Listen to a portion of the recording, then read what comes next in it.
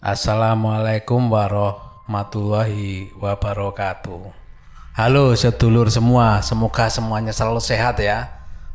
Selalu dimudahkan dan dilancarkan segala kegiatannya atau urusannya. Amin. Kali ini Dongeng Tengah Malam akan membawakan kiriman cerita. Maaf ya, pengirimnya nggak mau disebutkan namanya. Saya panggil aja Mbak Nindi ya. Kiriman Mbak Nindi seperti kirimannya yang kemarin mengenai keponakannya juga dari Mbak Nindi ya.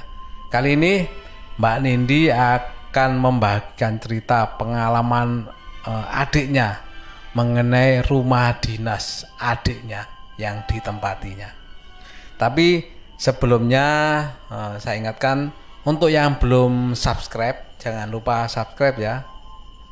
Klik tombol like dan tulis komentarnya. Sedangkan yang di Spotify jangan lupa follow untuk mengikuti cerita terbaru dari Dongeng Tengah Malam.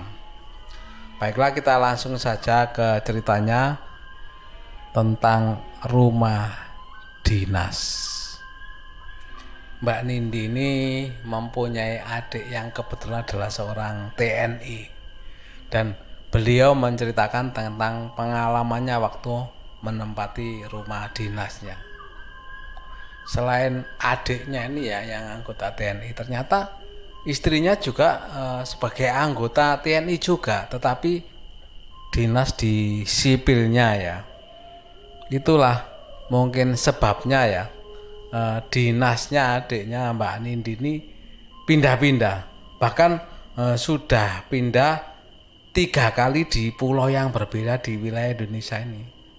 Yang pastinya itu pindahnya nggak sendirian ya, pindahnya dengan keluarganya sekalian. Makanya setiap pindah di satu tempat atau tempat tiap kali pindah lah ya, itu selalu mendapatkan rumah dinas yang disiapkan oleh TNI ini. Pertama kali pindah dinas adalah tahun 98 ya. Adiknya Mbak Nindi ini dinas di Kota B, di daerah Kaltim ya, Kalimantan Timur ya. Kan daerah di situ kan terkenal mungkin sangat kental dengan tradisi orang Dayak ya, yang terkenal juga dengan dunia mistisnya. Barangkali yang di daerah sana ya bisa komentar ya mengenai di daerah Kalimantan Timur ini ya. Katanya itu sebenarnya banyak kejadian-kejadian yang dialami pada waktu menempati rumah dinasnya ini di Kalimantan Timur ini.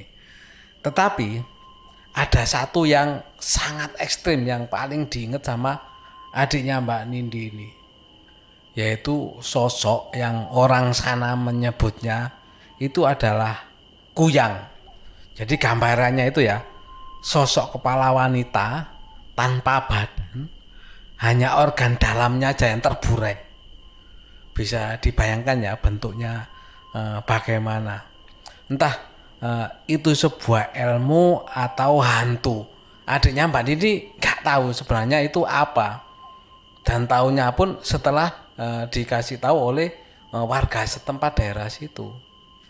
Dan kuyang ini kalau malam hari itu selalu berkeliaran di sekitar rumahnya adiknya Mbak Nindi ini, dengan bertengger di atas pohon pisang seperti mengawasi istrinya adiknya Mbak Nindi atau iparnya Mbak Nindi ini, yang kebetulan saat itu lagi hamil tua. Merasa seperti diawasi oleh sosok kuyangnya, otomatis kan pasti khawatir lah, siapapun khawatir lah. Begitu juga yang dikhawatirkan sama adiknya Mbak Nindi, khawatir ada apa sebenarnya, apalagi dengan kondisi istrinya lagi hamil tua ya, kekhawatirannya pastilah lebih lah. Tapi untungnya iparnya Mbak Nindi atau istrinya ini itu orangnya pemberani, dan beliau ini juga tidak tinggal diam mendapati kok keluarganya diawasi oleh hal-hal yang mistis seperti itu. Makanya dia juga bertanya ke sana kemari ya, dengan khususnya penduduk asli di situ, dan meminta nasihat kepada penduduk asli bagaimana cara menghadapi kuyang ini. Tetapi beda yang dirasakan sama orang tuanya Mbak Nindi ini. Pada waktu bapak dan ibunya itu berkunjung ke rumah adiknya itu, di mana beliau juga dengar ada hal mistis ya yang dihadapi oleh anaknya ini. Orang tuanya tentu sangat ketakutan dan khawatir dengan keadaan istrinya adiknya Mbak Nindi ini, khususnya bayi yang ada di kandungannya ini ya. Sampai tiap malam itu orang tuanya Mbak Nindi nggak bisa tidur untuk jagain iparnya Mbak Nindi ini. Ya memang siapa yang nggak khawatir gitu loh melihat bahwa ada hal-hal mistis tiap malam itu mengitari atau bergiliran di sekitar rumah anaknya ini. Orang tua mana yang nggak khawatir, pastilah khawatir. Tetapi alhamdulillah akhirnya bisa melahirkan dengan tidak kurang suatu apapun. Dengan selamat adiknya dan keponakannya Mbak Nindi ini. Sekitar tahun 2007 adiknya ini pindah ke Jawa, tepatnya di Kota Es. Di sini rumah dinasnya pun tidak kalah serem dengan rumah dinas yang sebelumnya. Karena apa? Beberapa kejadian itu tiap kali punya asisten rumah tangga itu selalu keluar. Nggak lama itu mesti nggak tahan atau nggak kerasan dan ingin keluar. Dan mereka selalu cerita bahwa kalau malam hari dia tuh melihat penampakan di rumah dinas tersebut. Sampai ada akhirnya yang bertahan sampai lebih kurang 3 tahun ya menjadi asisten rumah tangga di adiknya Mbak Nindi ini. Tapi itu pun dengan kondisi bahwa dia nggak pernah mau tidur di kamar khusus untuk asisten, dan dia maunya tidur dengan anak-anaknya Mbak ini karena dia bilang takut kalau tidur di kamarnya sendiri yang sudah disiapkan itu. Akhirnya ceritalah dia bahwa pada waktu dia tidur di kamarnya itu nggak hanya sekali, beberapa kali bahwa Mbak A asisten rumah tangga itu katanya melihat penampakan itu yang berwujud nenek-nenek yang di dalam kamarnya ini.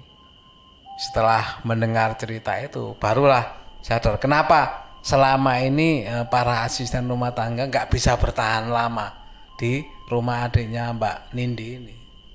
Karena mungkin seperti yang diceritakan sama yang terakhir ini yang bisa bertahan sampai 3 tahun lebih ini,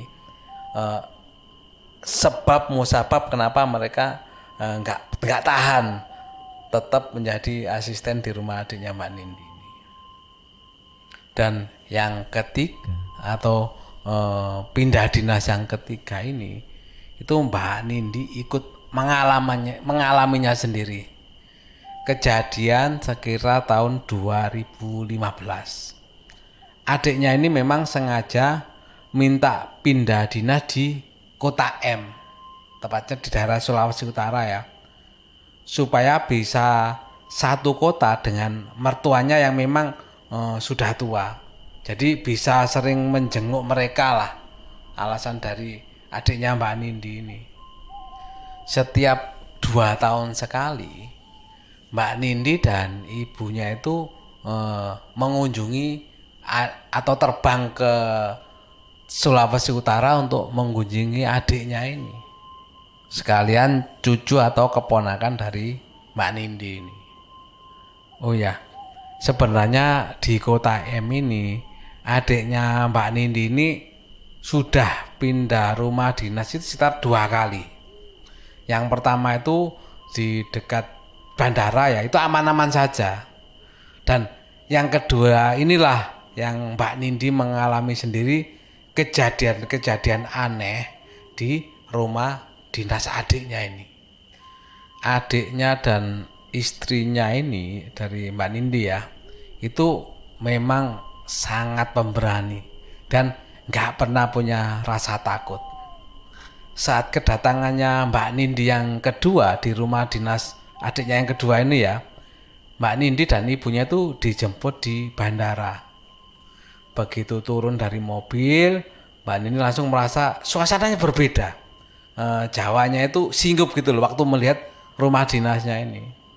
Adiknya hanya senyum-senyum saja melihat reaksinya Mbak Nindi ini. Begitu masuk, Mbak Nindi langsung menuju ke kamar belakang.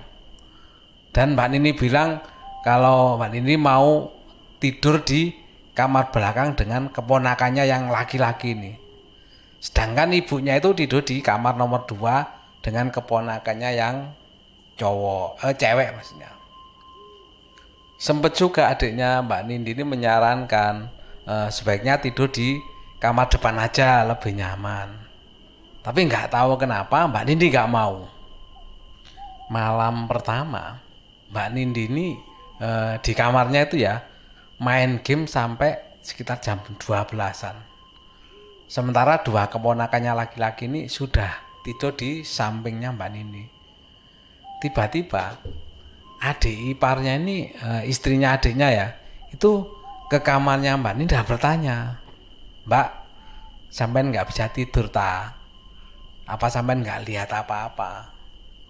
Dan Mbak Nindi langsung menjawab, "Lihat bule di samping meja setrika lagi gigian."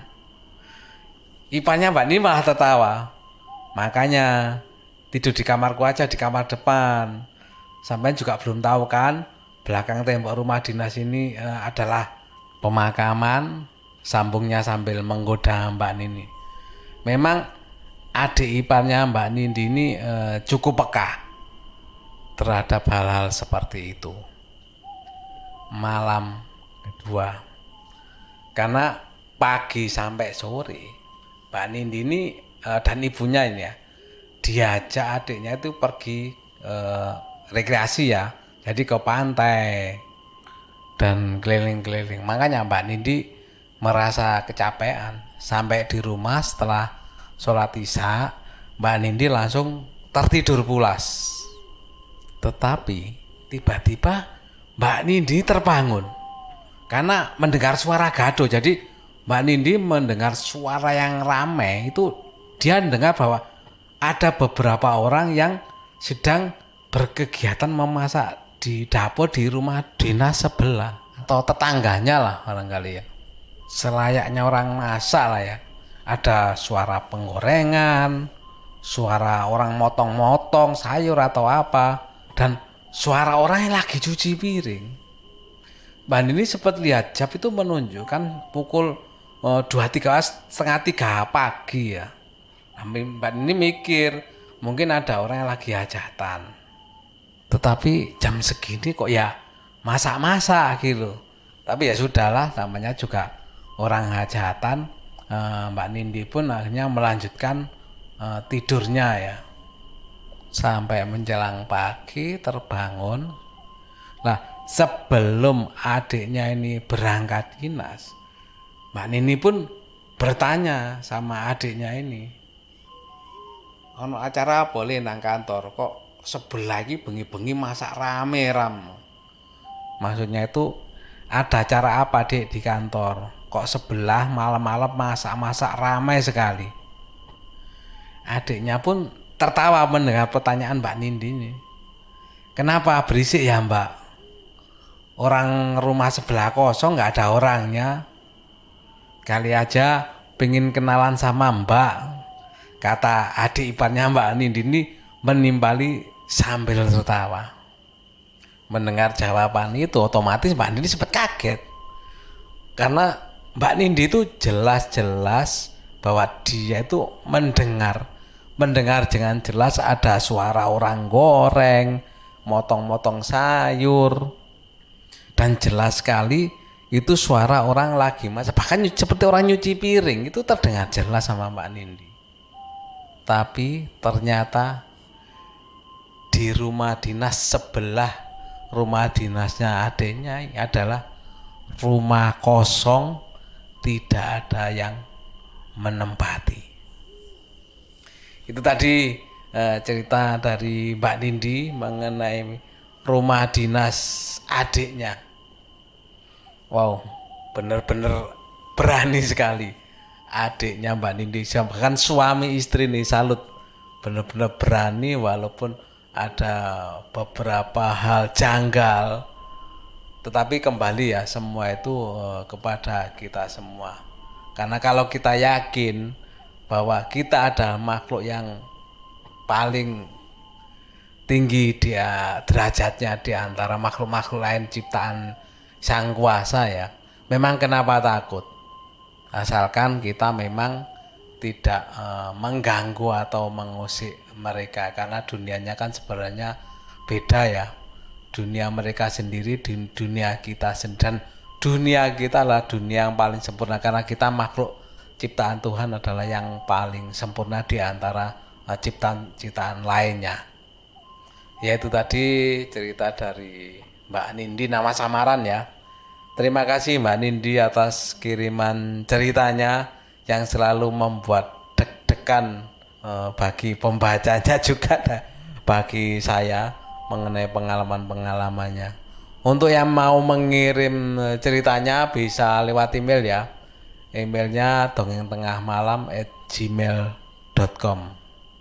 Semoga sedulur semua bisa terhibur dengan cerita-cerita pengalaman dari pendengar Dongeng Tengah Malam semuanya. Dan terima kasih juga telah mendengarkan Dongeng Tengah Malam. Oh ya, saya ingatkan lagi yang belum subscribe, jangan lupa ya subscribe, komentarnya, like-nya. Yang di Spotify jangan lupa follow untuk cerita selanjutnya, cerita terbaru terutama dari Dongeng Tengah Malam. Demikian, semoga semuanya bisa terhibur dan saya sampaikan terima kasih. Saya akhiri. Wassalamualaikum warahmatullahi wabarakatuh.